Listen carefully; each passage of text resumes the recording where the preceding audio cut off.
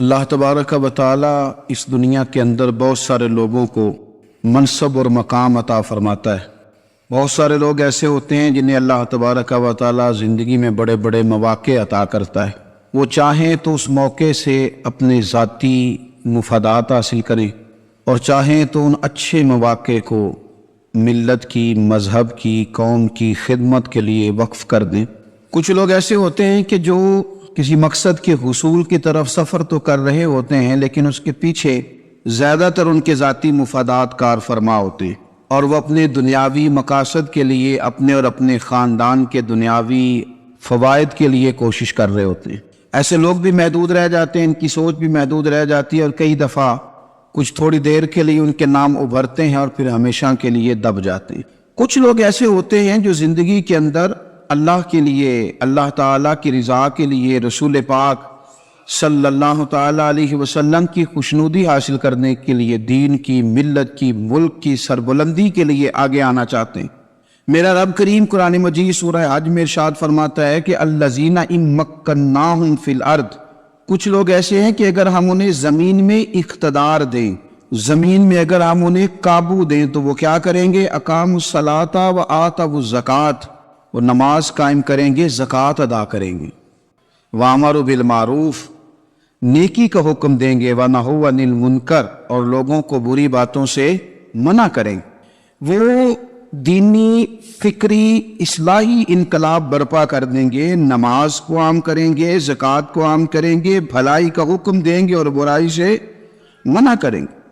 اللہ تبارک و تعالیٰ نے ان لوگوں کو جب اقتدار دیا، وہ کون لوگ تھے؟ سیدنا صدیق اکبر، حضرت فاروق اعظم، سیدنا عثمان غنی، حضرت مولا علی رضوان اللہ تعالی علیہم اجمعین۔ اللہ نے جب ان لوگوں کو اقتدار دیا زمین کے اندر، اللہ تبارک و تعالی نے انہیں نبی پاک علیہ الصلاۃ والسلام کی نیابت کے لیے چنا، تو ان لوگوں نے یہ انقلاب برپا کیا، نمازیں عام ہو گئیں، شوق سے لوگ صدقات و خیرات دینے لگے، بھلائی عام ہوئی، برائی کا کلا کما کیا گیا۔ ہمارے ہاں بھی لوگ احتساب کی باتیں کرتے ہیں، ہمارے ہاں بھی لوگ کہتے ہیں کہ میں رشوت خوری کو، کرپشن کو، ناجائز چیزوں کو ہمیشہ کے لیے جڑ سے اکھیڑ پھینکوں گا۔ لوگ دوسروں سے مطالبہ کرتے ہیں کہ یہ سارے کام جائز کریں، لیکن خود اس پر عمل کرنے کو تیار نہیں ہوتے۔ یاد رکھ لیں کہ یہ جو احتساب ہے یہ انسان کی اپنی ذات سے شروع ہوتا ہے۔ آپ جب نظام احتساب دنیا کے اندر مستحکم کرنا چاہتے ہیں تو اس میں پھر آپ کو اپنی ذات کو سامنے پیش کرنا پڑے گا۔ آج ہم بات کرنے جا رہے ہیں سیدنا فاروق اعظم رضی اللہ تعالیٰ عنہ۔ تو جناب عمر فاروق رضی اللہ تعالیٰ عنہ کا جو نظام احتساب ہے، انہوں نے اس کو گھر سے شروع کیا، اپنے آپ سے اس کا آغاز فرمایا تھا۔ ہمارے ہاں یہ ہوتا ہے کہ جس بندے کے اکاؤنٹ میں اچھے خاصے پیسے ہیں، وہ بل جمع کرانے جائے تو اسے لائن میں نہیں لگنا پڑتا، مینیجر صاحب اسے آگے بلا لیتے، تو وہ بعد میں کیا کہہ رہا ہوتا ہے؟ کہتے دیکھو اللہ نے کتنی عزت دی ہے، مجھے لائن میں نہیں لگنا پڑا۔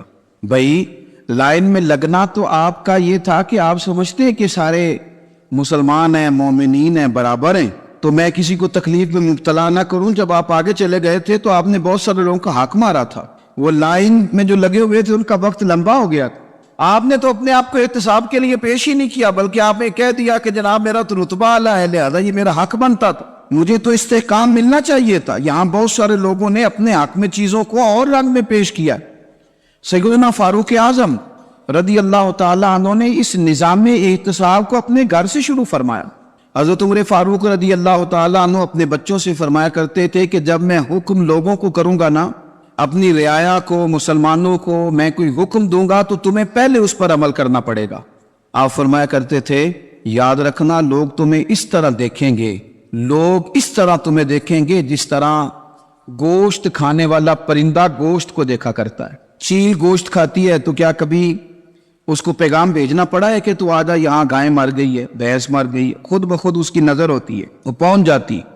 جناب عمر فرمانے لگے میرے گھر والوں، میرے بیٹوں، میری بیٹیوں، میری اہلیہ، لوگ تمہیں اس طرح دیکھیں گے جس طرح گوشت کھانے والے پرندے دیکھتے ہیں، لہذا میں جب کسی کو عمل کروں تو پہلے تمہیں اس پر عمل کرنا پڑے گا جب میں کسی کو حکم دوں۔ آپ فرمانے لگے یاد رکھنا اگر تم نے میرا حکم نہ مانا تو غیروں نے حکم نہ مانا تو انہیں ایک سزا ملے گی، اور اگر میرے گھر والوں نے نہ مانا تو ڈبل سزا ملے گی، تم پر ڈبل سختی کی جائے گی کہ تم نے میری بات کیوں نہیں مانی۔ یہ نظام احتساب ہے. ہم نہ دوسروں کے بچوں کا گلا کاٹ کے اپنے بچوں کی خوشیاں لینا چاہتے ہیں. ہم چاہتے ہیں کہ دوسروں کے بچوں کے حصوں کا مال میرے گھر میں آ جائے. آ جاتا ہے. کچھ لوگوں کی سیاست چل جاتی ہے, کچھ لوگوں کا فریب اور فراڈ کام کر جاتا ہے, لیکن وہ گھر روشن نہیں ہوتے. ان گھروں میں پیسہ ہوتا ہے پر قرار رخصت ہو جاتا ہے. ان گھروں میں آسانیاں اور وسعتیں تو آ جاتی ہیں لیکن ایک دوسرے کا احترام ختم ہو جاتا ہے. سیدنا فاروق اعظم رضی اللہ تعالیٰ عنہ کا یہ طریقہ تھا کہ وہ اپنے بچوں پر سختی کرتے. آپ ہمارے ملک میں یہ نظام ہے, موجودہ حکمران ہو یا ان سے پچھلے, بچے سب کے ملک سے باہر رہتے ہیں. یہاں رہتے ہیں تو محلات میں, باہر جاتے ہیں تو بڑی بڑی آسائشوں میں. ان کے بچوں کے لیے قانون بھی الگ سے ہیں, قاعدے بھی الگ سے ہیں, اور ہمارے ملک کے اندر تو ایک باقاعدہ پروٹوکول کا سسٹم ہے. اس سسٹم سے گزر کر بڑے بڑے لوگ چلنا پسند کرتے ہیں. ہمارے زمانے میں بھی کچھ چیزیں سرکاری ہوتی ہیں خالص, لیکن عجیب نظام ہے نا, ہر چیز کا کرایہ بڑھ جاتا ہے, سرکاری دکان کا نہیں بڑھتا. باقی دکانیں 5-6 سال کے لیے ملتی ہیں, سرکاری دکان پہ آپ قبضہ کرنا چاہیں تو پورے 100 سال کے لیے مل جاتی. چونکہ یہ عام عوام کی پراپرٹی ہے تو اس کے ساتھ جو مرضی کو سلوک کرے.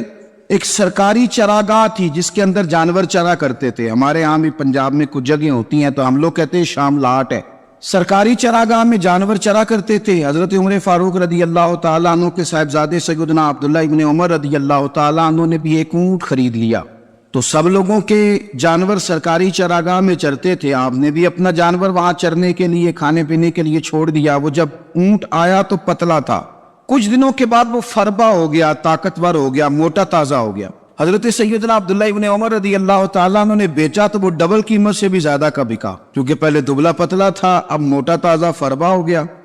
حضرت سیدنا فاروق اعظم رضی اللہ تعالیٰ عنہ کو پتا چلا تو بلایا, فرمایا پتر اونٹ بیچ دیا ہے؟ ابا جی بیچ دیا ہے. فرمایا کتنے کا خریدا تھا؟ اتنے کا. بیچا کتنے کا؟ ڈبل قیمت بتائی. فرمایا اس طرح کر کے اصل رکھ لے اور جو اوپر ملی ہے مجھے دے دے. حضور آپ نے کیا کرنی ہے؟ فرمایا میں سرکاری خزانے میں جمع کروں گا. حضور کیوں؟ فرمایا اس لیے کہ تیرا اونٹ سرکاری جگہ پہ چرا کرتا تھا, وہ گھاس سرکاری جگہ سے کھاتا تھا. حضور سب کے کھاتے. حضرت عبداللہ ابن عمر کہنے لگے سب کے کھاتے ہیں. آپ فرمانے لگے تو سب میں شامل نہیں ہے, تو امیر المومنین کا بیٹا ہے, تجھے میں یہ حق نہیں دے سکتا, تیرے اوپر تھوڑی سختی زیادہ کی جائے گی, تجھے یہ حق نہیں ملے گا. تو اپنے اونٹ کو چونکہ سرکاری چراگاہ میں چرایا کرتا تھا, لہذا تجھے وہ جو اصل رقم یاد جمع کرانی پڑے گی. ہمارے تو بچے پہلی بات تو یہ ہے کہ بات ہی نہیں سنتے.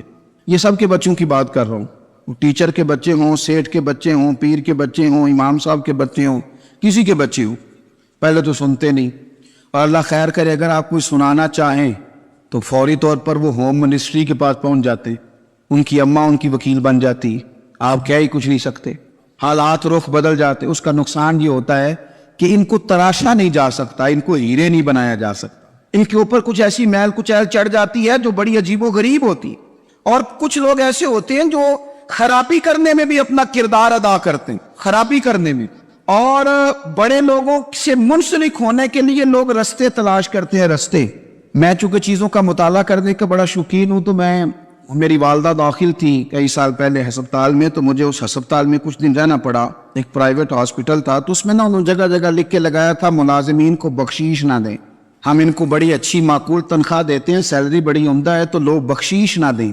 میں نے جو مینجمنٹ کے لوگ تھے ہاسپٹل کے, ان میں سے ایک سے میں نے کہا کہ اگر کوئی بندہ اپنی خوشی سے دینا چاہے تو آپ نے بڑا موٹا لکھ کے لگایا برائے مہربانی ان کو بخشیش نہ دیں. اس نے بڑی قیمت, سادہ آدمی تھا پر میری بڑی اس نے مجھے بات بتائی, مجھے نفع ہوا. کہنے لگے مولوی صاحب جب کچھ امیر لوگ ہسپتال میں مریض لے کے آتے ہیں تو وہ صفائی والے کو پہلے ہی 500 روپیہ دکھا لیتے ہیں آتے ہی, پھر وہ جیسی آواز دیتے ہیں صفائی والے فٹافٹ اندر آتے ہیں, ان کا کمرہ صاف کرتے ہیں. تو سارے تو بیچارے اتنے مالدار نہیں ہوتے کہ آتے ہی پہلے کام والے کو 500 دیں. پھر نقصان کیا ہوتا ہے کہ یہ جن کی ذمہ داری ہے بہت ساری ڈیوٹیاں کرنے کی, یہ ڈیوٹی نہیں کرتے. یہ پلٹ کے ان کے طرف دیکھتے ہیں جن کے گھر سے سالن صحیح آتا ہے, ادھر ان کی توجہ زیادہ ہو جاتی ہے, جو نوٹ ان کو زیادہ دکھاتے ہیں, جو پھل لے کے آتے ہیں تو آدھا ان کو دیتے ہیں. تو ہم یہ کہتے ہیں یہ کام ہی نہ کرو, یہ اپنی تنخواہ پہ کام کریں تاکہ ہر آنے والے کا درد سمجھیں, ہر ایک کو یکساں یہ سروسز فراہم کریں. تو ہم یہ کام کرتے ہیں. ہم ایم پی اے کے اور کسی سے ہمارا تعلق نہ بنے تو ہم جناب اس کے ڈرائیور سے ہی تعلق بنا لیتے ہیں. ہم وہ جو آپریٹ کرنے والا ہوتا ہے ٹیلی فون، اسی سے بڑا تعلق بناتے ہیں، اس کو مٹھائی کا ڈبہ جلدی پہنچا دیتے. تو اسی طرح سے بڑے لوگوں کی اولادوں کو بگاڑا جاتا ہے.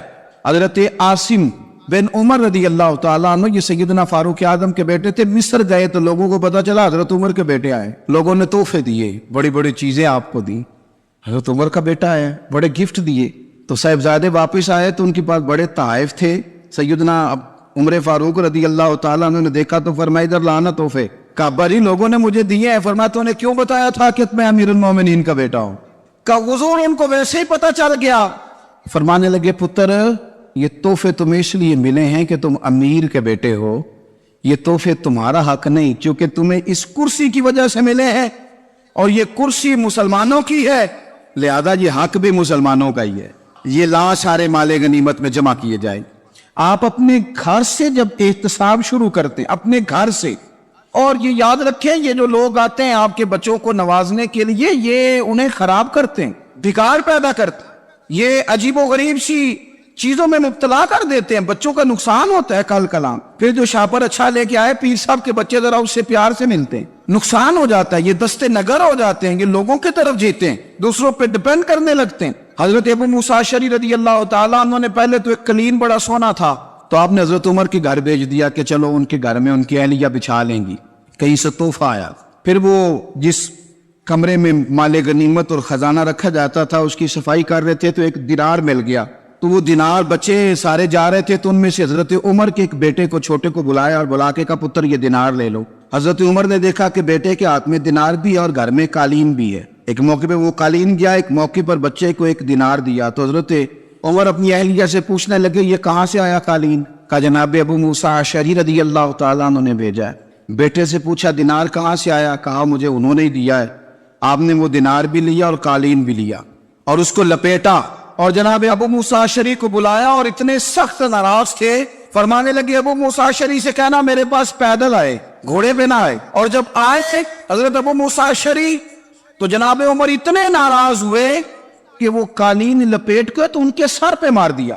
فرمانے لگے پکڑو اپنا دینار، تمہیں پورے مدینے میں میرے بیٹے کے علاوہ کوئی اور نہیں ملے گا جسے تم خراب کر سکو. میرا پتر ہی ملا تھا بگاڑنے کی، کس نے اجازت دی تم میرے بیٹے کو دینار دو؟ کیوں لائے تم میرے گھر میں قالین؟ حضرت عمر فاروق رضی اللہ تعالیٰ عنہ فرمانے لگے میں زمین پہ سونے کا عادی ہوں، زمین چٹیل بھی ہو تو رب کا بندہ بن کے سوتا ہوں تو اللہ مجھے آرام اور سکون کی نیند عطا فرما دیتا ہے. مجھے تمہارے مخملوں کی اور قالینوں کی ضرورت نہیں ہے. احتساب یہاں سے شروع ہوتا ہے بھائی.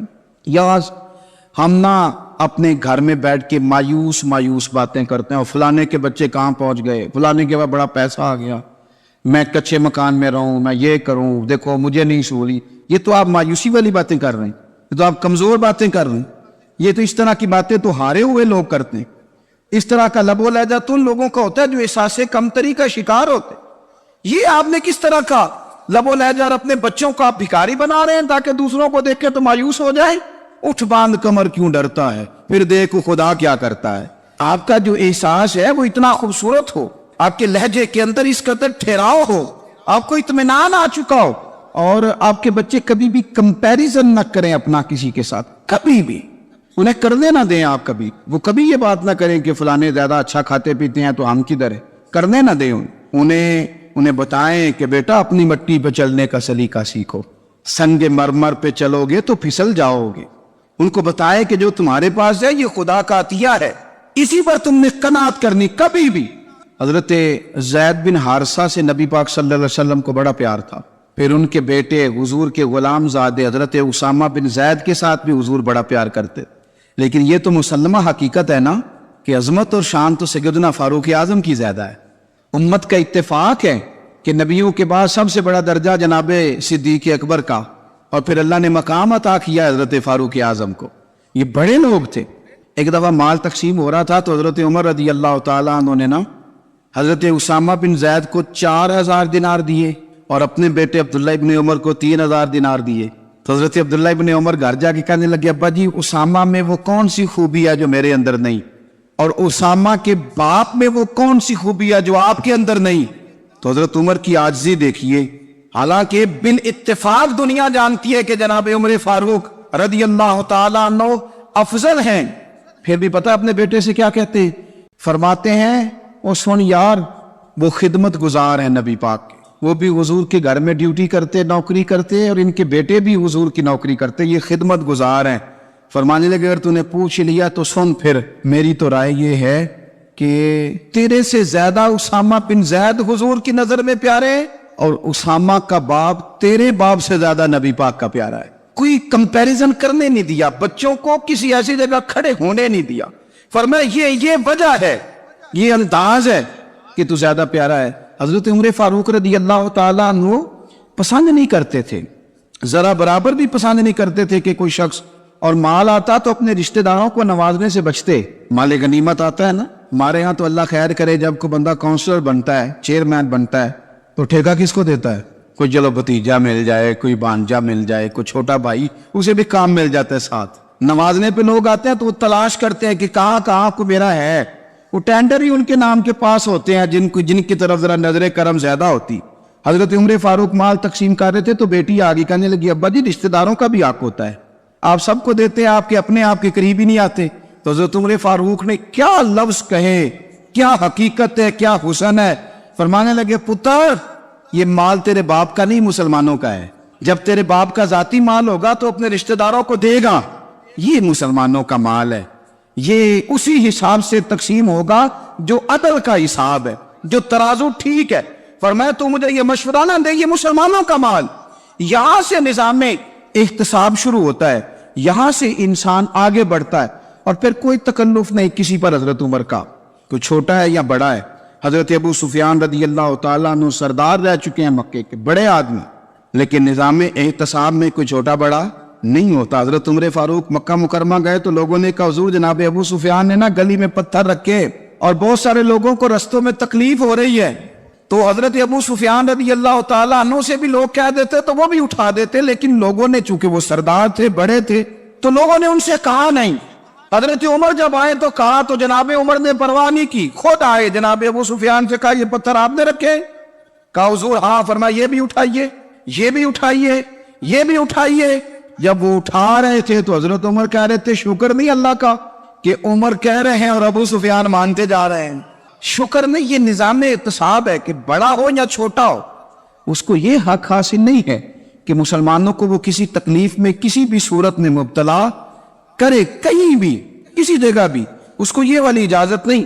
حضرت سیدنا عمر فاروق رضی اللہ تعالیٰ عنہ۔ پھر ایک اور بات تھی، میں کئی دفعہ یہ بات کہتا ہوں اور مجھے ذاتی طور پر اس کا بڑا تجربہ ہے، کچھ لوگ نا خوشامد پسند ہو جاتے، بڑی عمدہ تعریف کرتے ہیں، اوئے ہوئے ہو پول باندھتے ہیں پورے، آپ کے پاس آئیں گے تو کہیں گے جناب آپ سے زیادہ اچھا بندہ ہی کوئی نہیں، تو وہ نا آپ سے کام نکلواتے ہیں، پھر وہ کسی دوسرے کے پاس جاتے ہیں تو اسی طرح کا رویہ وہ دوسروں کے ساتھ کرتے۔ یہ عام لوگوں میں بھی مرض ہوتا ہے، عام لوگوں میں۔ اور بادشاہ وہ بندہ اگر، پھر تو اس کا دل کرتا ہے میں اگر بادشاہ سلامت ہوں تو دو چار بندے دیہڑی پہ رکھ لوں پر میری تعریف ضرور کرے، پابندی ہوتی ہے، لوگ یہ کام بڑے شوق سے کرتے ہیں۔ اور شیخ سعدی فرمایا کرتے تھے لکڑی کو گھن کھا جاتی ہے اور بڑے لوگوں کو خوشامد کھا جاتی ہے خوشامد۔ حضرت عمر فاروق رضی اللہ تعالیٰ عنہ اس معاملے میں بھی بڑے مضبوط تھے۔ ویسے مجھے اور آپ کو اچھا کون لگتا ہے ہماری غلطیاں بتانے والا؟ ہمارے ایسا فرمایا کرتے تھے اپنے دشمنوں کی باتوں پر بھی غور رکھو، تمہارے دشمن تمہیں نکھار دیتے ہیں، تمہارے اندر جو کوتاہیاں ہوتی ہیں وہ تمہیں پتہ چل جاتی ہیں کہ یہاں میری اصلاح ہو رہی، ان پر غور کرو وہ کیا کہتے ہیں۔ حضرت عمر فاروق کی تعریف کی ایک بندے نے، کمال تعریف کی، اس کا خیال تھا کہ رزلٹ بڑا شاندار آئے گا، بادشاہ کی تعریف ہوتی تھی تو پھر تھیلی جاتی تھی اشرفیوں کی، کمال رزلٹ آئے گا۔ تو حضرت عمر جب وہ پوری کر چکا نا بات تو فرمانے لگے تو خود بھی ہلاک ہوا اور مجھے بھی ہلاک ہی کر دیا ہے، خود بھی تباہ ہوا ہے مجھے بھی تباہ کر دیا، کس طرح کی باتیں کر رہے۔ ایک بندہ اور آیا اور اس نے آ کے کہا کہ پوری امت میں سب سے افضل ہے فاروق اعظم آپ ہی ہیں۔ تو حضرت عمر فاروق فرمانے لگے تجھے تیری ماں روئے، ابو بکر تجھ سے بھی افضل تھے، تیرے باپ سے بھی افضل تھے، اور صدیق اکبر مجھ سے بھی افضل ہے اور میرے باپ سے بھی افضل ہے، یہ تو کس طرح کی بات کر رہا ہے؟ یہاں ہر شے ہضم نہیں ہو جاتی، فوری طور پہ لوگ ڈکار بھی پورا نہیں لیتے۔ قرآن مجید نے کہا فَلَا تُزَكُّوا أَنفُسَكُمْ هُوَ أَعْلَمُ بِمَنِ اتَّقَىٰ، اپنے منہ سے نہ کہو میں پاک صاف ہوں، اللہ زیادہ بہتر جانتا ہے کہ تم میں سے پرہیزگار کون ہے۔ अपने मुंह से तारीफें करते कराते हो, ये मिजाज छोड़ दे। हजरत उमर रदी अल्लाह ताला अन्हु पसंद नहीं करते थे। एक आदमी ना चलता था वहां, तो बड़ा मुतकब्बिराना चाल के साथ चलता। हजरत उमर ने देखा, यहां तक एहतसाब फरमाते, जमीन पे जोर जोर से पैर पटकता, चाल बड़ी उसकी मुतकब्बिराना, लोग बड़े परेशान होते। हजरत उमर ने एक दिन समझाया, बाज नहीं आया। अगले दिन पे दुर्रा निकाल लिया, लगाए 4 दुर्रे, फरमाया आज के बाद ना चलना इस तरह मदीने में पैर पटक पटक के। उस वक्त तो उसे गुस्सा लगा, लेकिन कुछ देर के बाद ना जब गुस्सा उतरा तो हजरत उमर के पास आया, कहने लगा हुजूर अल्लाह आपका भला करे, आपने दुर्रे नहीं मारे, आपने तो शैतान भगा दिया जो मेरे साथ चिमटा हुआ था। चिमटा हुआ शैतान आपने मुझसे भगा दिया। याद रखें, मुस्नद इमाम अहमद बिन हंबल में हदीस है, अल्लाह के प्यारे रसूल सल्लल्लाहु अलैहि वसल्लम फरमाते हैं, जो दुनिया में मुतकब्बिराना चाल के साथ चलता है ना, कयामत के दिन वो अल्लाह से इस हाल में मिलेगा कि रब उससे नाराज होगा। मुतकब्बिराना चाल से नहीं चलेंगे। तो हजरत फारूक आजम रदी अल्लाह तआला अन्हु का ये तरीका था कि आप ख्याल करते, और पता है किस तरह का आपका मिजाज था, फरमाते थे तकसीम करो, दूसरों का भी ख्याल रखो। जिस तरह बंदा दीवाना वार नहीं लोगों का ख्याल रखता कि बंदा बिगड़े कोई ना, दीवाना वार। कुछ लोग तबलीग करते हैं रस्मी, और कुछ लोग ऐसे होते हैं जो लोगों की इस्लाह में दीवाने हो जाते। उनकी ख्वाहिश होती है यहाँ भी बंदा ठीक हो जाए, यहाँ भी बंदा ठीक हो जाए, यहाँ भी बंदा ठीक। कुछ लोग कड़ी निगरानी करते हैं कि इंसान बिगड़ने ना पाए। हजरत उमर फारूक रदी अल्लाह तआला अन्हु ना गोश्त वाली दुकान के पीछे जाके बैठ गए कई दिनों तक। वो कहने लगा हुजूर यहाँ क्या है? फरमाया तू अपना काम करना। गोश्त वाली दुकान पे बैठे, काम कर अपना, निगरानी करने लगे हजरत उमर। फिर आपने ना वो बंदे पकड़ लिए। कौन? जो 2 दिन मुसलसल गोश्त खरीदने आए, पकड़ के खड़ा कर लिया। फरमाया तू कल भी गोश्त लेने आया था? हुजूर हाँ। फरमाया आज फिर खाएगा? हुजूर जी। तो आप फरमाने लगे क्या तेरे मोहल्ले से गुर्बत खत्म हो गई है? तेरे रिश्तेदार सारे पेट भर के खाते हैं, तो 2-2 दिन गोश्त लेने आता है। फरमाया आज के बाद मुसलसल गोश्त लेने आया तो दुर्रे से मारूंगा, खबरदार ये काम ना करना। यहां तक निजाम एहतसाब का जब ख्याल रखा जाए, फिर हालात बिगड़ा नहीं करते, फिर वो काबू में रहा करते। हजरत उमर फारूक रदी अल्लाह तआला अन्हु इस तरतीब के साथ इस्लाह करते, इस तरतीब के साथ। सैयदना फारूक आजम रदी अल्लाह तआला अन्हु की एक बात आखिर में अर्ज करनी है, वो मैं भी अपने ऊपर लागू करूं, आप भी गौर करें। हजरत उमर फारूक रदी अल्लाह तआला अन्हु ने ना खत लिखा हजरत अबू मूसा अशरी को। आप फरमाने लगे याद रखना, जो गवर्नर, जो अमीर अपने रब करीम की फर्मा बरदारी करता रहता है ना, उसकी रियाया भी उसकी फर्मा बरदारी करती। और जो लोग अपने रब करीम की फर्मा बरदारी छोड़ देते हैं, फिर जिन्होंने उनकी फर्मा बरदारी करनी होती है वो उनकी फर्मा बरदारी छोड़ देते। आपने सिपा सालारों को खत लिखे थे, फौज के जो जर्नैल थे, कमांडो थे, उनको खत लिखे थे। फरमाया जो सिपाही नमाज नहीं पढ़ता उसे फौज से निकाल दो। और साथ लिखा था याद रखो जो रब का वफादार नहीं वो हमारा कैसे हो सकता है, निकाल दो उन लोगों को, फौज से अलग कर दो। हम आज जो बेपनाह परेशान हैं, हमारे बच्चे बात नहीं मानते, शागिर्द बात नहीं मानते, हम शिकवे करते हैं, बेअदबी बढ़ गई। अदब के साथ मैं गुजारिश करूंगा बड़ों की बारगाहों में, जो मेरी तरह के बड़े बने हुए हैं, बुजुर्गों से नहीं बात करता, उनसे मैं कहूंगा कि हमें एक दफा अपने ऊपर भी तो गौर कर लेना चाहिए। कहीं ऐसा तो नहीं है कि हम जब तक अल्लाह ताला के फर्मा बरदार थे, जब तक हम तकवे के मेयार पर थे, हमारी बात मानने वाले हमारी बात मान रहे थे, कहीं ऐसा तो नहीं कि हम उस मेयार से हिल गए हैं, तो अब जो हमारे फर्मा बरदार थे वहां से हिल गए। हजरत उमर रदी अल्लाह तआला अन्हु फरमाया करते थे कि लोगों को उजब में मुब्तला नहीं होना चाहिए। खुद पसंदी का जो माहौल होता है, इससे लोगों को हमेशा निकलना चाहिए। हजरत उमर के एक साहबजादे ने कंघी कर ली, अच्छा लिबास पहन लिया, तो दुर्रा मारा जनाब उमर ने। तो आपकी बेटी कहने लगी अब्बा ये तो बिल्कुल जायज़ है, अच्छे कपड़े पहनना, अच्छा लिबास पहनना और सर में कंघी कर लेना, इस पर दुर्रा क्यों मार दिया? तो आप फरमाने लगे बेटा ये खुद पसंदी में मुब्तला होने लगा था, ये अपने आप को बहुत भला समझने लगा, इसका ख्याल था कि मैं ही हूं, मेरे अलावा कोई नहीं। ये उस मकाम पे जा रहा था जहां इसकी तरबियत रुक जाती, इसलिए दुर्रा मारा है। एक दफा हुकूमती मामलात के अंदर आपकी अहलिया ने मशवरा देना चाहा, बड़े काम बीबियां नहीं करती, बड़े बड़े मामलात में मुदाखलत नहीं करती। हमारे बर्रे सगीर में वो बादशाह नहीं गुजरा कि जो फैसला करता था तो कुर्सी पे बैठ जाता था और पर्दे के पीछे उसकी बीवी बैठ जाती थी, और जब वो फैसला सुनाने लगता तो यूं गर्दन पीछे करता और अहलिया जो कहती वो फैसला सुना देता। लेकिन एक दफा खातून ने ایک آدمی کو حضرت عمر نے معزول کیا تو آپ کی اہلیہ نے اس آدمی کی اہلیہ حضرت عمر کی اہلیہ سے ملی ہوگی، تو خاتون نے ذرا سفارش کرنی چاہیے، تو جناب عمر فاروق رضی اللہ تعالیٰ عنہ کے ہاتھ میں عصا تھا، ڈنڈا تھا، 2-3 دفعہ زمین پہ مارا، فرمایا تمہیں کس نے اجازت دی ہے حکومتی معاملات میں مشورہ دینے کی؟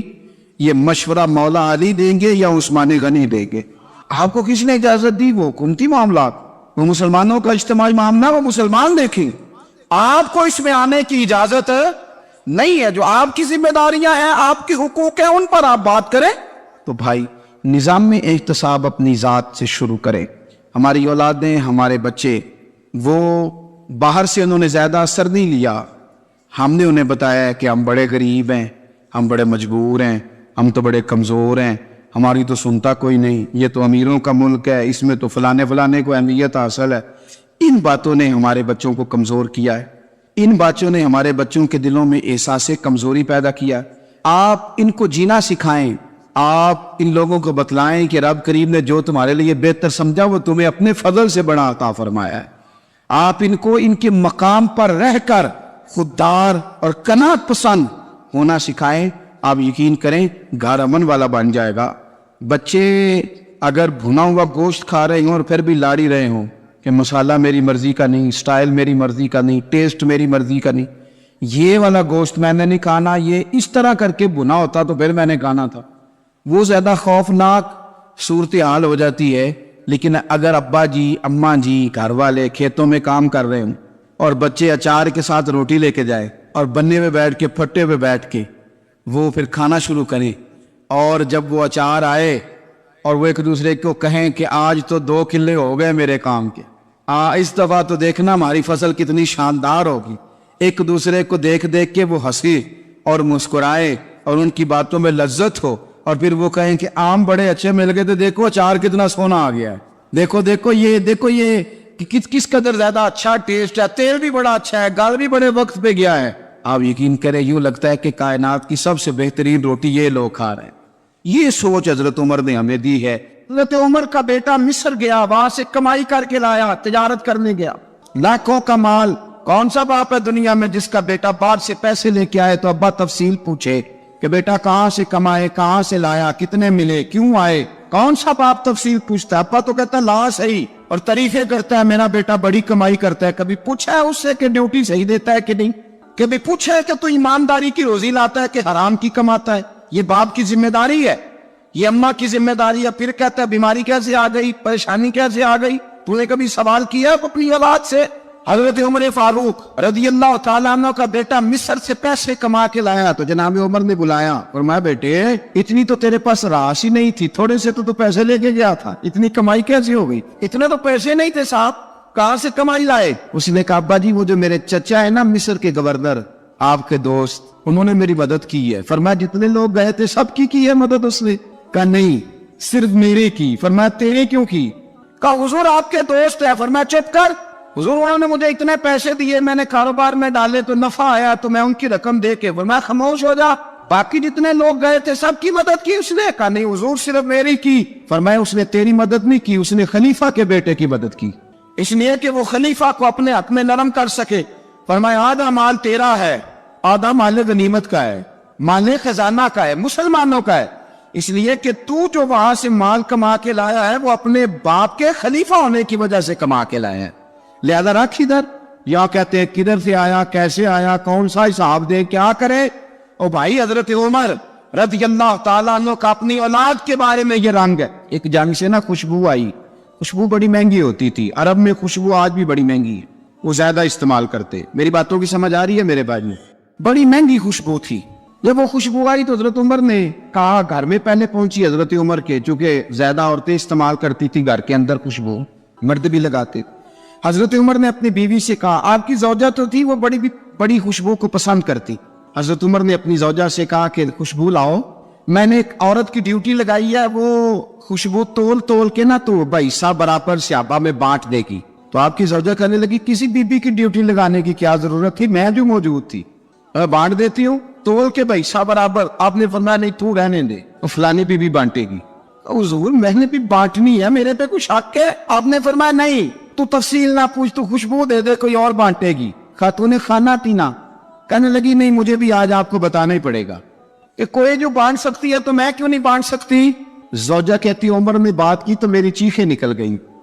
حضرت عمر فرمانے لگے جب تو خوشبو بانٹے گی نا تیرے ہاتھوں کو بھی لگے گی, تیرے دوپٹوں کو بھی لگ جائے گی. اگر رب کریم نے مجھ سے سوال پوچھا کہ عمر خوشبو تو مسلمانوں کی تھی, تیری بیوی کے دوپٹے کو کیوں لگ گئی, تو میں اللہ کے حضور کیا جواب دوں گا؟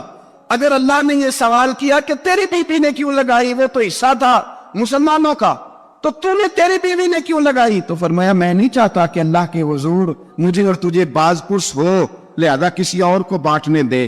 زوجہ روئی اور تڑپ کے کہنے لگی عمر مجھے لگتا ہے صبح قیامت بھی تیری بیوی ہونے کی وجہ سے اللہ مجھے جنت عطا فرما دے گا, تیری زوجہ ہونے کی برکت سے. بھائی یہ معیار رکھا, خدا کی قسم ایسا شخص تاریخ میں دوبارہ نہیں آیا.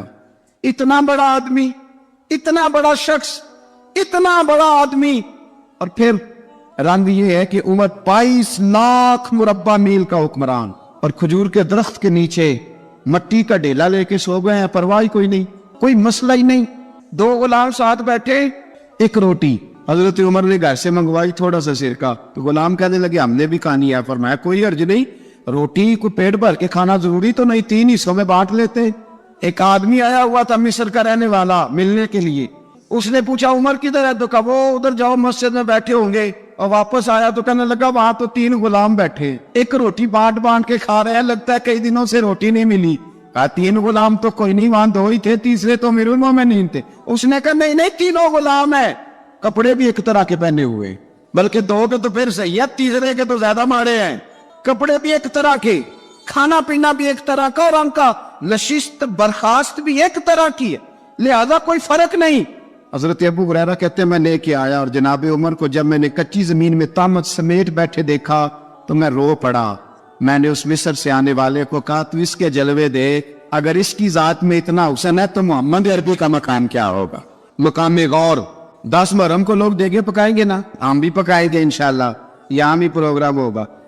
تو 10 محرم کو جو دیگ پکنی ہے تو ایسا نہیں ہو سکتا کہ 1 محرم کو حضرت عمر کے نام کی بھی کوئی پک جائے. اگر امام حسن حسین کے نام کی دیگیں پکے تو جو امام حسن حسین کے سے پیار کرنے والے ہیں, جو امام حسن حسین سے, ہم لوگوں نے بھی عجیب رٹا اپنایا ہے نا, ہم لوگ بات کا ایک پہلو دیکھتے ہیں دوسرا نہیں دیکھتے. حضرت امام حسن اور حسین کو بھی نبی پاک نے شہید کہا, اور جناب عمر کو بھی رسول اللہ نے خود شہید فرمایا. فرمایا شہید ہے, خود فرمایا اپنی زبان سے کہ یہ شہید ہے, خود میرا عمر شہید ہے. تو ان کے نام کی دیگ نہیں پکنی چاہیے, اس طرف نہیں ہماری توجہ ہونی چاہیے. اور اہل بیت نبوی, یہ بات میں پہلے بھی کرتا ہوں, آج پھر کرنا ضروری سمجھتا ہوں. اہل بیت کا پیار سن لو کان کھول کے, اہل بیت کا پیار اگر ہمیں کسی نے سکھایا ہے تو سیدنا عمر فاروق نے سکھایا ہے. اہل بیت نبوت کی محبت اگر کسی نے سکھائی ہے تو کس نے سکھائی ہے؟ بول کے بتائیے. حضرت عمر نے. اہل بیت کا پیار ہمیں حضرت عمر نے بول کر کے سکھایا ہے. بھائی یاد رکھے, کسی کی طاقت نہیں تھی دم مارنے کی حضرت عمر کے سامنے, طاقت ہی نہیں تھی. کیسر و کسرا کانپ جاتے تھے, جرأت ہی نہیں کرتے تھے حضرت. اور ہمارے تو تعلقات بڑے ہیں نا غیروں سے. حضرت ابو موسیٰ اشعری رضی اللہ تعالیٰ عنہ فرماتے ہیں میرا منشی عیسائی تھا, وہ کاتب کہتے تھے وہ لوگ, میرا حساب کتاب عیسائی تھا. تو فرماتے ایک دن میں نے وہ سارا حساب کتاب لین دین کے حضرت عمر کو دکھایا تو فرمانے لگے جس میں لکھے ہیں اس کو بلاؤ. کہنے لگے وہ ضرور مسجد نہیں آ سکتا. کیوں نہیں آ سکتا؟ کہنے لگے وہ عیسائی ہے. کہتے ہیں حضرت عمر جلال میں آ گئے. آپ فرمانے لگے جنہیں رب دور کرتا ہے تم کیوں قریب کرتے ہو, جنہیں اللہ دور کرتا ہے. فرمایا تم غیروں کو اگر عہدے دو گے تو اپنوں کا کیا بنے گا؟ اگر تم غیروں کو عہدے دو گے تو اپنوں کا. ہم نے غیروں کو عہدے دیے تو دیکھا نا اپنے کس طرح کاٹے جا رہے ہیں. غیروں کو جو عہدے دے دیے جرانے سارے غیروں سے, روز دعویٰ ہوتا ہے چین ہمارا سجن ہے, چین ہمارا دوست ہے. او بھائی دوست ہے تو اس سے کہو نا کہ برما تو تمہاری ایک چھوٹی سی ریاست ہے, چین کے بغیر تو وہ سانس بھی نہیں لے سکتا. اس کو کہو نا اس حکومت پہ دباؤ ڈالے. لیکن ہم لوگوں نے غیروں کو عہدے دیے تو اپنے پس گئے. حضرت عمر کہتے تھے ذمی کا ہم ادب کریں گے. ذمی کافر کا ہم, ایسا کافر جو مسلمان ریاست کو قبول کرے, بدامنی نہ پھیلائے. ایک آدمی کو آپ نے دیکھا آنکھوں سے نابینا ہے اور بھیک مانگ رہا ہے, تو حضرت عمر کو نظر آ گیا. فرمایا کون ہو؟ اس نے کہا میں یہودی ہوں. فرمایا بھیک کیوں مانگتی ہو؟ کہا جب تک تندرست تھا مسلمانوں کو جزیہ دیتا تھا, بوڑھا ہو گیا ہوں کیا کروں. حضرت عمر نے گھوڑے کی پشت پہ بٹھایا, کافر کو گھوڑے کی پشت پہ بٹھایا اور بٹھا کے مدینے لائے. حضرت علی شیر خدا وزیر خزانہ تھے. فرمایا علی اس کا وظیفہ جاری کرو. کہا یہ کون ہے؟ فرمایا یہ یہودی ہے لیکن یہ ہمیں جزیہ دیتا رہا, بوڑھا ہو گیا بیچارہ, بھیک مانگنے پہ مجبور ہے, ہماری حکومت کے اندر رہتا ہے, اس کا پورا وظیفہ جتنا خرچہ اتنا وظیفہ لگاؤ. حضرت علی کہتے ہیں میں وظیفہ لگا رہا تھا اور وہ میرے نبی کا کلمہ پڑھ رہا تھا, وہ رسول اللہ کا کلمہ پڑھ رہا تھا. یہ مزاج, یہ نہیں کہ کافر. حضرت عمر نے گورنروں کو خط لکھے تھے کہ زبردستی کسی کو مسلمان نہیں کرنا, جہاں ان کی عبادت گاہیں بنی ہو گرانی نہیں, کوئی مندر کوئی گرجا ضائع نہیں کرنا. اسلام سب کو جینے کا موقع دیتا ہے, پر بھائی مانو ظالموں بدذاتوں تمہیں یہ کہتا ہے کہ ہم تمہیں جینے کا موقع دیتے, تم بھی مسلمانوں کو جینے کا موقع دو. امام حسن ملنے, آپ یقین کریں میں جب اس واقعہ کو پڑھتا ہوں تو میرا دل جھوم جاتا ہے. میں کہتا ہوں یار ڈاٹا ہونا اپنی جگہ پہ, عشق ہونا اپنی جگہ پہ, انسان کا باوقار ہونا اپنی جگہ. جہاں کھڑے ہونا تھا وہاں یہ کھڑے ہوتے تھے, اور جہاں جھکنا تھا وہاں یہ. ان لوگوں میں اقبال نے کہا تھا تیری نگاہ ناز سے دونوں مراد پا گئے, عقلِ غیاب و جستجو عشق حضور و اس طرح.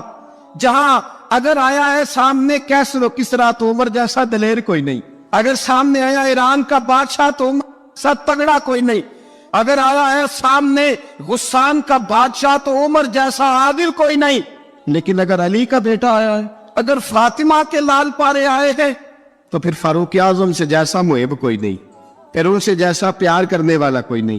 اندر بیٹھے ہیں جناب عمر, اندر تنہائی میں کچھ وزیروں سے گفتگو ہو رہی ہے, میٹنگیں جاری ہے. آپ کے بیٹے ملنے آئے جناب عبداللہ ابن عمر, ابا جی ملنے آئے. بات ٹھہرو, بات کر رہا ہوں, کوئی نہ اندر آئے. صاحبزادہ باہر کھڑا ہے. تھوڑی دیر گزری تو امام حسن بھی آ گئے. کون آئے؟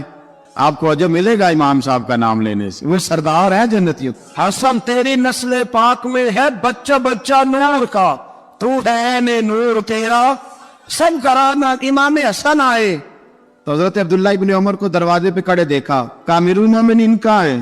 کہنے لگے حضرت عمر کے بیٹے. کہنے لگے وہ اندر بیٹھے, کچھ میٹنگ ہو رہی ہے اور انہوں نے کہا کوئی اندر نہ آئے, لیکن آپ جانا چاہے تو چلے جائیں. تو انہوں نے کہا جب آپ باہر کھڑے ہیں تو مجھے کوئی اتنا ضروری کام نہیں, اور ابھی زور کی نماز تھوڑی دیر میں ہوگی, میں مسجد میں مل لوں گا امیر المومنین سے. یہ بات کہہ کے امام حسن چلے گئے. یار اتنی بڑی بات نہیں تھی, اور میرے استادوں کا بیٹا بھی آئے تو کہا ٹھیک ہے جی وہ سوئے ہوئے, کوئی غرض نہیں یار میں ٹھہر کے آ جاؤں گا, کوئی بڑی بات نہیں تھی. دیکھا جائے تو بڑی بات نہیں تھی, پر بات بہت بڑی تھی, اس لیے کہ یہ خالی حسن نہیں, یہ حسن ابن علی ہے, یہ حضرت فاطمہ کے لخت جگر. حضرت عمر باہر نکلے, عبداللہ ابن عمر سے پوچھا کوئی آیا تو نہیں؟ تو کہا حضور امام حسن آئے تھے. تو کہا پھر شہزادے کو اندر کیوں نہیں بھیجا؟ کہا میں نے کہا تھا. وہ کہنے لگے اگر امیر المومنین مصروف ہیں تو میں ظہر میں مل لوں گا. حضرت عمر رونے لگے. فرمایا بیٹے تو نے اچھا نہیں کیا. پھر مسجد نہیں گئے, سیدھے امام حسن کے دروازے دستک دی. امام حسن باہر آئے. کہا شہزادے آئے تھے تو ملے کیوں نہیں؟ تو امام حسن کہنے لگے حضور آپ کا اپنا بیٹا دروازے پہ کھڑا تھا, اور منع بھی کیا تھا آپ نے, تو میں زور میں مل لیتا. حضرت امام حسن فرماتے جوش جذبات میں جناب عمر نے سر سے پگڑی اتار دی. جوش جذبات کہنے لگے حسن میرے بیٹے کا اور آپ کا کیا مقابلہ؟ کیا اس کی ماں کا نام فاطمہ الزہرا ہے؟ کیا اس کی نانی کا نام خدیجہ الکبریٰ ہے؟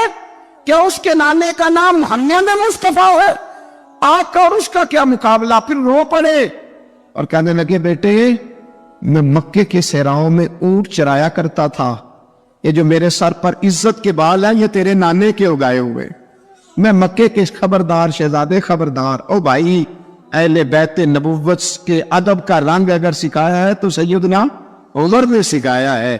حضرت عمر فاروق اتھارٹی ہے, اسلام کی اتھارٹی. یکم محرم حضرت عمر کی شہادت ہے. یہودی بول اٹھا, کافر بول اٹھا. اگر 6 مہینے عمر دنیا میں اور رہتے تو دنیا میں کوئی کافر موجود نہ ہوتا. 6 مہینے. اور جب اس بطل جلیل کا جنازہ اٹھا, اللہ بخاری پڑھیے نا, اللہ ارزقنا شہادت فی سبیلک, اللہ بسترے کی موت نہ دینا, شہادت کی دینا. عمر شہید ہوئے, مسجد نبوی میں نماز پڑھاتے, اور جب جنازہ اٹھا تو مدینے کا پھر پیچھے جو دلیر بچے وہ مولا علی تھے.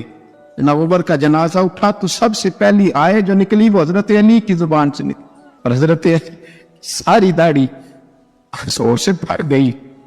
لوگوں نے کہا کہ علی کیا ہوا؟ فرمانے لگے تم دیکھ نہیں رہے جنازہ کس کا اٹھا ہے؟ پلٹ کے دیکھو تو صحیح، پتہ نہیں ہے کون گیا ہے۔ کہ حضور کیا ہوا؟ آپ فرمانے لگے عمر اس طرح کے کام کر کے گیا ہے، اب ان کے رستوں پہ کون چلے گا؟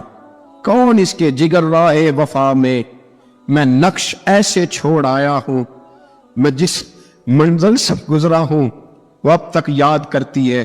حضرت علی حضرت عمر کے جنازے پہ کھڑے ہو کے کہتے ہیں اللہ مجھے اس طرح کے عمل کرنے کی توفیق دے جس طرح کے عمر کر کے گیا۔ میرے بھائی قتل عزیز، قتل حریت، حضرت عمر رضی اللہ تعالیٰ عنہ جو اپنی زندگی انقلاب والی گزار کے گئے۔ عمر جب دنیا سے گئے تو 80 دینار کا قرضہ تھا، 22 لاکھ مربع میل کا حکمران، اور اپنے بیٹے سے کہنے لگے بیٹے کوشش کرنا تیرے خاندان والے مل کے میرا قرضہ اتار دے، میری قبر پہ بوجھ نہ رہے، اور اگر خاندان والے مدد نہ کریں تو میرے دوستوں سے بات کرنا، وہ مدد نہ کرے تو پھر علی سے بات کرنا۔ ان کا پیار آپس میں اتنا، اور تو اختلاف ثابت کر رہا۔ 80 دینار کا قرضہ چھوڑ کر حضرت عمر دنیا سے گئے، اور جاتی دفعہ کہہ گئے میرے بعد میرے بچوں کو حکومت کے مشورے میں بھی شامل نہ کرنا، حکومت کے مشورے میں بھی میری اولاد شامل نہ ہو۔ اتنا بڑا شخص اتنا بڑا رنگ دے کے یکم محرم کو جب عمر فاروق کا وصال ہوا تو بیٹے سے کہنے لگی اماں عائشہ سے جا کے کہو میرا بھی نبی پاک کے روزے میں دفن ہونے کو دل کرتا ہے۔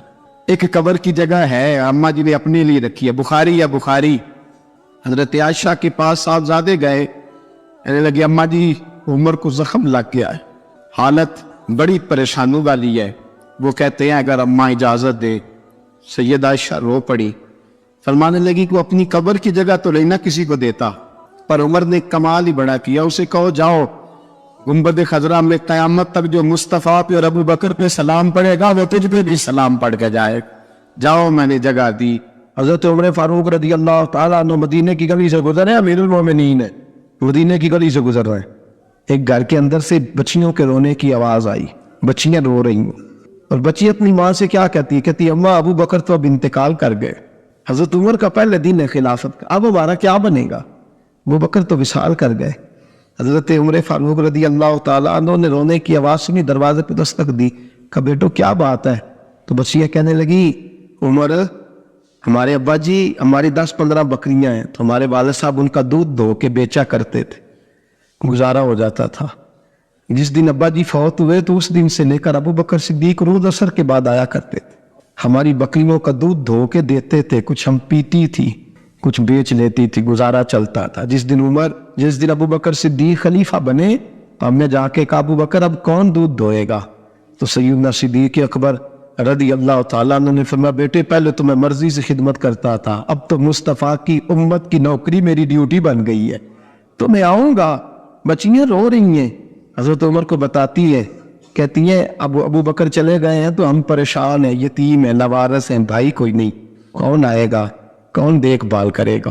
حضرت عمر فاروق گھٹنوں کے بل زمین پہ بیٹھ گئے، ان چھوٹی چھوٹی بچیوں کو سینے سے لگایا، فرمانے لگے میں ابو بکر کا کیا کروں، میرے لیے رستے بڑے مشکل کر گیا ہے، میں اس کے کس بادشاہ وقت ہو کے وہ غریبوں کے گھروں میں آ کے ان کی بکریوں کا دودھ بھی دوتا تھا، امیر المومنین آ کے یہ رنگ بھی تھا، اور میں بیٹیوں فکر نہ کرنا، جب تک عمر زندہ رہے گا عمر آتا رہے گا، یہ نوکری کرتا رہے گا۔ کوئی دن بیتے تو حضرت عمر فاروق کو یاد آیا مدینے میں ایک بوڑھی اماں بھی رہتی ہے جس کا کوئی گھر کا کام کرنے والا نہیں، اور جس بی بی کا کوئی بال بچہ نہیں، اور آنکھوں سے بھی وہ نابینی ہے۔ حضرت ابو بکر صدیق رات کے سناٹے میں جایا کرتے تھے، اس کے گھر میں جھاڑو دیتے تھے، یہ بادشاہ ہے، اس کی فقیری کا رنگ دیکھو، اس کو کنویں سے پانی بھر کے لا کے دیتے تھے، اور یہ لفظ آپ سنیں گے تو حیران ہو جائیں گے۔ اس بوڑھی اماں کے لیے نا ایک کونے میں گھر میں دور بار سیل میں ایک جگہ کھود دی تھی جہاں وہ بی بی پخانہ اور پیشاب کرتی تھی۔ امیر المومنین حضرت ابو بکر صدیق رات کو جاتے تھے اور اس کا وہ پخانہ وہاں سے اٹھا کے باہر پھینک کے آیا کرتے تھے۔ اس عورت نے پیغام بھیجا کہ عمر سے کہو میری بھی ڈیوٹیاں تو نہیں سر انجام دینی ہے۔ عمر فاروق ساری رات کام کرتے، سناٹا گہرا ہوتا، جھاڑو دبایا بغل میں، اور عمر فاروق نکلے ہوئے، اس بی بی کے گھر میں جھاڑو دیا جا رہا ہے۔ حضرت انس بن مالک فرماتے میں نے آخری عمر میں بھی اس بوڑھے عمر کو دیکھا ہے, اس بڑھاپے میں بھی میں نے اس شخص کو دیکھا ہے کہ جب وجود کمزور ہو گیا, داڑھی سفید ہو گئی, پھر بھی اس کا انداز نہیں بدلا. اس نے ساری زندگی بادشاہی میں فقیری کر کے گزار دی, یہ پھر بھی کسی کے گھر میں جھاڑو دیتا ہے, کسی کی بکریوں کا دودھ دھوتا ہے, یہ کسی غریب. میرے دوست یہ, اور جب سیدنا فاروق اعظم رضی اللہ تعالیٰ نے خطبہ دینے بیٹھتے تو کپڑے پھٹے ہیں, پیبند لگے ہیں, مزاج سادہ ہے, بڑا مال آیا ہے, بڑا مال, لیکن تقسیم کر دیا. اور یہی انداز آگے اپنے گورنروں کو دیا. حضرت سعید بن عامر رضی اللہ تعالیٰ عنہ آپ کے گورنر ہیں, حمص کے گورنر ہیں. جب لسٹ آئی نا غریبوں کی, حضرت عمر نے کہا کہ حمص کے جتنے غریب لوگ ہیں ان کی لسٹ بنا کے بھیجو, ان کو چندہ لگانا ہے. تو 17ویں 18ویں نمبر پر حضرت سعید بن عامر کا نام بھی آ گیا, گورنر صاحب کا. تو حضرت عمر نے سوچا شاید کوئی اور سعید بن عامر ہے. فرمانے لگے یہ کون ہے جس کی ڈیوٹی لگائی تھی؟ اس سے کہنے لگے یہ سعید کون ہے؟ تو کہا حضرت جی ہمارے صوبے کا گورنر. تو فرمایا اس کی لسٹ فقیروں میں؟ فرمانے لگے پتہ نہیں آپ نے کیا رنگ بھر کے بھیجا ہے, مہینہ مہینہ یہ شخص درختوں کے پتے کھا کے گزارا کر دیتا. کہ یہ میں فرشتوں کی کہانیاں نہیں سنا رہا آپ کو, میں آپ کو جنات کی جہار میں بالا کی باتیں نہیں, اس دھرتی پہ بسنے والے, اس دھرتی پہ وقت گزارنے والے میرے رسول پاک کے تیار کردہ ہیروں کی باتیں عرض کر رہا ہوں. حضرت عمر گئے ایک دفعہ, کہا مجھے بتاؤ تمہارا گورنر کیسا ہے؟ تو حمص کے لوگ کہنے لگے ہمیں اپنے گورنر سے 4 شکایتیں. کون کون سی؟ کہ پہلی بات تو یہ ہے کہ گورنر صاحب کو چاہیے فجر کے وقت آئے, یہ سورج نکل آتا ہے تو باہر آتے ہیں گھر سے. آپ کہہ کے تو دیکھیں کسی معمولی سرکاری ملازم سے بھی, پھر آپ دیکھیے آپ کا کیا بنتا ہے. کہا یہ سورج نکلتے وقت آتے ہیں. دوسری شکایت یہ ہے کہ دن کو ملتے ہیں رات کو نہیں ملتے. تیسری شکایت یہ ہے کہ مہینے میں ایک دن ملتے ہی نہیں گورنر صاحب. چوتھی شکایت ہے کہ روتے ہیں, کبھی کبھی اتنا روتے ہیں کہ بے ہوش ہو جاتے. حضرت فاروق اعظم نے کھڑا کر لیا, فرمایا صحیح تیری شکایات آئینہ کا حضور حکم. فرمایا سنا ہے, پہلے تو فجر کے وقت آ جاتا تھا لوگوں کے مسائل سننے, اب تو سورج نکلتے وقت آتا ہے. کہ حضور بیوی بیمار ہو گئی ہے اور گھر میں نوکر تو ہے کوئی نہیں, تو میں سویرے اٹھتا ہوں تو پہلے ناشتہ بناتا ہوں, بچوں کو کھلاتا ہوں. اس عورت نے 35 سال میرے ساتھ وفا کی ہے, اب چارپائی پہ ہے تو میں اس کے منہ میں نکمے ڈالتا ہوں. کہا اسے کھانا کھلا کے جب وہ دعا دیتی ہے تو پھر نکلتا ہوں. تو کہا سنا ہے تو ہفتے میں ایک دن ملتا ہی نہیں, مہینے میں. کہنے لگی حضرت جی جب مدینے سے آیا تھا تو ایک کرتا اور ایک تامد ساتھ لایا تھا, مجھے آج 2.5 سال ہو گئے ہیں, میں نیا لباس نہیں خرید پایا. میں نے عرض کی میں اس دھرتی میں بسنے والے لوگوں کی داستان سنا رہا ہوں. کہا میں اپنی تامد دھو کر خشک ہونے کو ڈال دیتا ہوں, اسے آدھا دن لگ جاتا ہے, خشک ہوتی ہے تو تامد پہن کے قمیض دھو لیتا ہوں اور پھر قمیض ڈال دیتا ہوں. حضرت جی سارا دن بیت جاتا ہے تو باہر نہیں آ پاتا. حضرت عمر فاروق کی گردن جھک گئی. کا سنا ہے تو رات کو ملتا ہی نہیں, یہ لفظ کہے تو حضرت سعید بن عامر کہنے لگے یہ میرا راز تھا, آپ میرے امیر نہ ہوتے تو کبھی فحش نہ کرتا. دن میں نے بندوں کے لیے رکھا ہے, رات اپنے رب کے لیے رکھی ہوئی ہے. میں رات کی تنہائیوں میں اپنے کریم کی بارگاہ میں جاتا ہوں اور میں سارے دن کے گناہوں کی معافی مانگتا ہوں. میں اپنی غلطیوں کی تلافی کا سوال کرتا ہوں, اس کے حضور جاتا ہوں, اسے دکھڑے سناتا ہوں. رات میری اس کے لیے بیت جاتی ہے. حضرت عمر کی اور گردن جھک گئی. فرمایا یہ بتا کہ تو ملتا ہی نہیں, کہ کبھی کبھی تو روتا ہے اور بے ہوش ہو جاتا ہے. حضرت جی 40 سال کی عمر میں کلمہ پڑھا ہے, جب 40 سال کے پچھلے گناہ یاد آتے ہیں تو کب پھر میں ضبط نہیں کر پاتا. وہ خطائیں, وہ پاپ, وہ جرم, وہ خطائیں جب سوچتا ہوں کہ رب کھڑا کر کے پوچھے گا بتا یہ جرم کیوں کیا, تو وہ احساس مجھے پریشان کر دیتا ہے. حضرت جی میں پھر برداشت نہیں کر پاتا, پھر میں تڑپ اٹھتا ہوں, میری یہ کوتاہیاں ہیں, بتائیے کیا کہتے ہیں. حضرت فاروق اعظم نے گردن اٹھائی تو آنکھوں میں آنسو تھے. کہنے لگے یا اللہ مجھے اس جیسے کچھ اور گورنر بھی عطا فرما, یا اللہ اس جیسے کچھ اور گورنر بھی. عزیزو اپنا حال کیا ہے. ملک شام جب فتح ہوا تو حضرت سعد بن ابی وقاص رضی اللہ تعالیٰ عنہ کہتے ہیں کہ کچھ لوگ مجھے کہنے لگے کہ ہم آپ سے معاملات طے نہیں کریں گے, ہم جزیہ دیں گے, ٹیکس دیں گے, اسلامی حکومت کے زیر اثر آئیں گے, لیکن آپ سے معاملات طے نہیں کریں گے, اپنے امیر کو بلائیے. تو حضرت سیدنا سعد بن ابی وقاص کہتے ہیں میں نے خط لکھا. فرماتے خط لکھا, حضرت عمر کو. میں نے کہا جناب آئیے. جواب میں حضرت عمر نے خط میں جواب لکھا کہ فلاں دن فلاں تاریخ فلاں وقت میں ملک کے شام پہنچ جاؤں گا. حضرت سیدنا عمر چلے گھر سے. ایک غلام، ایک گھوڑا، ایک نیزہ. حضرت فاروق اعظم نے کچھ کھجوریں، خشک کھجوریں، کچھ سرکہ باندھ کے رکھ لیا رستے میں کھانے کو. یہ بادشاہی میں فقیری ہو رہی ہے. لاکھوں مربع میل کا حکمران ہے، کروڑوں اربوں روپے پاس پڑے ہوئے ہو. وہ ساری چیزیں رکھ لی اور سیدنا عمر فاروق رضی اللہ تعالیٰ عنہ چلنے لگے. اب غلام سے کہنے لگے بھئی میرا گھوڑا ذرا ماڑا ہے، کمزور ہے، طے کر لیں. اتنے میل تو گھوڑے پہ بیٹھے گا، میں پیدل چلوں گا. پھر اتنے میل میں گھوڑے پہ بیٹھوں گا، تو پیدل چلے گا. ملک شام پہنچنے کا وقت آ گیا. جب وقت آیا تو پیدل چلنے کی سواری حضرت عمر کی تھی، ان کی باری تھی پیدل چلنے کی، اور سواری پر سوار ہونے کی باری غلام کی تھی. تو یہ لوگ رشتے کرتے ہیں نا تو کرائے کی کار لے کے چلے جاتے ہیں. بعد میں وہ پوچھتے ہیں کہ تجھے تے کار تے آئے سو. ہم اپنے آپ کو بنانے کے لیے جھوٹی انا بھی خریدنی پڑے تو خریدنے سے ہم پرہیز. ہم جو بتاتے ہیں وہ ہم ہوتے نہیں، اور جو ہوتے ہیں وہ ہم بتاتے ہیں. حضرت سیدنا عمر فاروق رضی اللہ تعالیٰ عنہ سواری پہ غلام ہے، خود پیدل ہے. اور حال کیا ہے؟ بارش ہوئی تھی تو کچھ پانی کھڑا تھا چھوٹے چھوٹے جوہڑوں میں، چھوٹے چھوٹے تالاب بنے ہوئے تھے، پانی کھڑا تھا. تو حضرت عمر فاروق رضی اللہ تعالیٰ چمڑے کے جوتے پہنے، وہ جوتے دونوں اتار کے تو بغل میں دبا لیے. حضرت سعد بن ابی وقاص فرماتے ہیں اسی بغل میں نیزہ رکھ لیا اور تامت تھوڑا اونچا کر لیا کہ پانی سے چلنا ہے. اور غلام کو گھوڑے پہ بٹھایا ہے اور گھوڑے کی لگام پکڑی ہے تو یوں پیچھے رکھی ہوئی ہے. اور حضرت سیدنا فاروق اعظم رضی اللہ تعالیٰ عنہ آ رہے ہیں. غلام کہنے لگا حضور لوگ دیکھ رہے ہیں، مہربانی کرے بیٹھ جائے. فرمانے لگے نہیں باری تیری ہے، تو ہی بیٹھے گا. اس نے کہا حضور نہیں وہ تو ٹھیک ہے، کوئی باری فرض تو نہیں نہ ہو گئی، آپ مہربانی کریں آپ آ جائیں، ذرا لوگ آ رہے ہیں. فرمایا تمہیں کہا تھا. غلام کا تھا میں نے تیسری دفعہ کہا تو حضرت عمر نے جلال سے دیکھا، اور جناب عمر کا جلال تو زمین کانپنے لگ جاتی تھی. کہتے ہیں کہا حضور آپ آ جائیں، تو کہتے تجھے کہا ہے نا چپ کر کے بیٹھا رہے. کہتے ہیں میں گھوڑے پہ ہی کانپنے لگا. غلام اب حضرت سعد بن نبی وقاص کہتے ہیں سورج غروب ہو رہا تھا، شعائیں پانی میں پڑ رہی تھی. حضرت عمر پانی سے میں نے غور سے دیکھا تو دوڑا گیا. جا کے نا بچے نہیں مشورہ دیتے ابا جی کو، ابا جی اج نہیں کریدا، دور بدل گیا جی. کہتے میں دوڑا گیا اور جا کر کے حضرت سیدنا عمر فاروق کو کہا حضور مہربانی کریں، ٹھیک ہے آپ کی درویشی سے کون آگاہ نہیں، وزیر کھڑے ہیں، سفیر کھڑے ہیں، بڑے بڑے عمراء، بڑے بڑے ملکوں کے حکمران ہیں، آپ مہربانی کریں یہ تم ذرا نیچا کریں، اور جوتا پہن لیں، اگر خراب ہو گیا تو اللہ میرا بھی دے دے گا، اور مہربانی کرے ذرا غلام کو کہیں نیچے آ جائے. حضرت عمر کہنے لگے تمہیں کیا تکلیف ہے؟ کہا حضرت جی وہ وزیر مشیر کھڑے ہیں، یہودی ہے، عیسائی ہے، نجرانی ہے، وہ بڑے بڑے مذاہب کے بڑے بڑے ملکوں کے، آپ کا بڑا نام سنا ہے.